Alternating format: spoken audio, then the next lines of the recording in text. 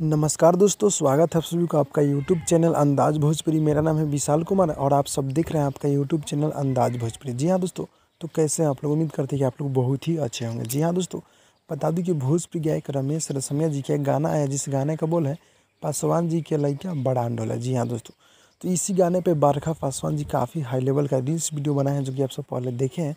वो कैसा लगा आप लोग कमेंट में आप लोग कमेंट कर दीजिएगा। जी हाँ दोस्तों, बता दूं कि भोजपुरी गायक रमेश रसमिया जी का गाना है पासवान जी का लइका ब्रांड होला, जो कि हमारे रमेश रसमिया इस सॉन्ग को गाने जो काफ़ी हाई लेवल का सॉन्ग है और गीत को लिखे हैं दीपक प्रियांशु जी। जी हाँ दोस्तों, बता दूं कि गाना बहुत ही ज़बरदस्त का है जो कि दीपक प्रियांशु जी लिखे। और म्यूजिक की बात की जाए तो म्यूजिक चमन सिंह जी का है। जी हाँ दोस्तों, काफ़ी हाई लेवल का चमन सिंह जी म्यूजिक देते रहते हैं।